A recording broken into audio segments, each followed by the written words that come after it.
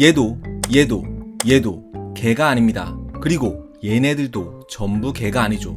분류학적으로 개는 식각목 중 단미암목에 속한 녀석들을 총칭하는데 우리에게 익숙한 대개, 꽃게, 털개 등이 여기에 속합니다. 앞서 나온 녀석들은 단미암목이 아닌 모두 집게암목에 속해 있죠. 그놈이 그놈 아니냐고 생각할 수도 있지만 단미암목의 진짜 개들은 4쌍의 다리로 걷고 집게암목의 가짜 개들은 3쌍 혹은 2쌍의 다리로 걷습니다. 그리고 대부분의 진짜 개들은 10개의 다리가 모두 밖으로 드러나 있지만 가짜 개들은 8개만 보이는 경우가 많죠.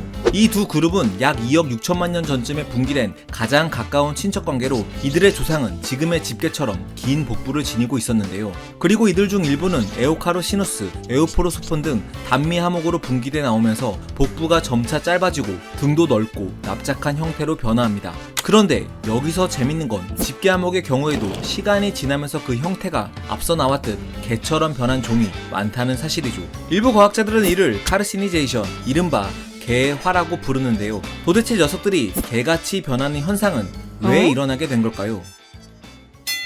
때는 1916년 영국의 동물학자였던 알렉산더 보라다일은 학계 최초로 형태가 개처럼 진화하는 현상을 가리켜 카르시니제이션이라고 칭하며 개로 진화시키기 위한 자연의 많은 시도 중 하나라고 말했죠. 이후 많은 진화생물학자들은 개화의 원인, 즉 복부가 완전히 접혀 들어가 짧아지며 각각은 납작하게 변한 이유를 두고 여러 주장을 펼치게 됩니다. 1989년 독일 올덴버그 대학교의 동물학자였던 울프강 와겔리 교수는 복부가 긴 갑각류들은 장과 난소 등 주요 기관이 위치한 복부를 보호하기 위해 안쪽으로 접는 행동을 자주 보이는데 단미 하목과 집게 하목에서는 이런 행동을 넘어서 아예 복부가 접혀서 줄어드는 방향으로 진화했다고 주장했죠. 그렇다면 뭐 때문에 개의 조상들은 복부가 극단적으로 줄어들게 된 걸까요? 울프강 박사는 약 2억 년 전인 쥐라기 초부터 급격히 번성하기 시작한 경고러류를 그 원인으로 꼽았죠. 즉 개와 집게는 개통은 달랐지만 경고러류라는 포식자가 우후죽순 늘어난 환경에서 살아남기 위해 극단적으로 복부가 짧아지는 방향으로 진화를 했다는 주장입니다.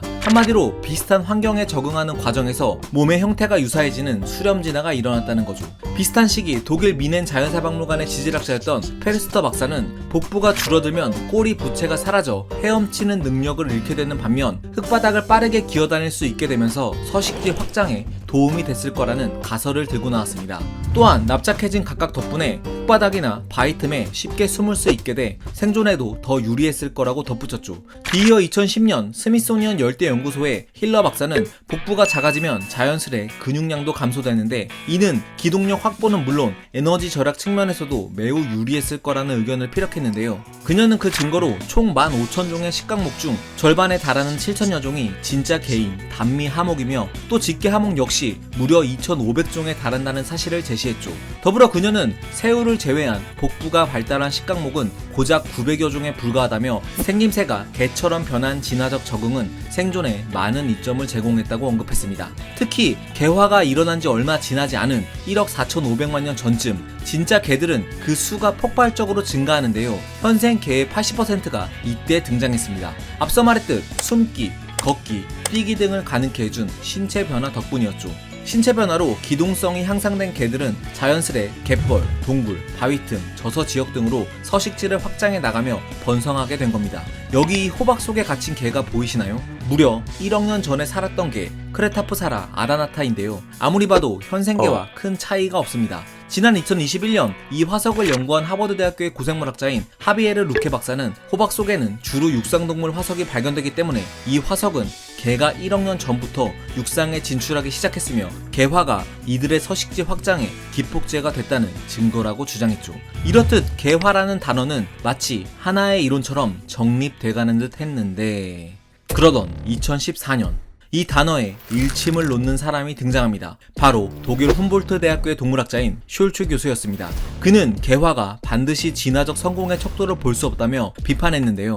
진짜 개 그룹이 개화를 거치며 종의 수가 많아졌다는 이유로 이들이 반드시 진화적으로 성공한 건 아니라고 주장하면서 그는 반대로 종의 수가 적더라도 특정 지역에서 생태적 우위를 점하고 있다면 이런 경우에도 진화적으로 성공했다고 말할 수도 있다고 주장했죠. 즉 식각목 중 개 같은 생김새의 형질이 그렇지 않은 형질보다 꼭 유리하지만은 않다는 겁니다. 그는 그 증거로 디카르시니제이션, 즉 탈개화를 꼽았죠. 진짜 개그룹 중 약 9천만 년 전에 살았던 칼리키메라 페르플렉사를 보면 개화와는 거리가 멉니다. 이들은 등간 모양도, 복부도, 다리도 개와는 동떨어진 종처럼 보이죠. 즉 이 개통도에서 보시다시피 개 그룹이 우후죽순 번성할 때 개처럼 생긴 형질만 등장했던 게 아니라 앞서 나온 종처럼 개 같지 않은 형질이 등장하는 등 개의 진화에는 다양한 과정이 있었다는 겁니다. 뿐만 아니라 현생 집게암목 중에서도 푸에르토리코 모래개처럼 완전 생뚱맞은 생김새로 진화한 경우도 볼 수 있죠.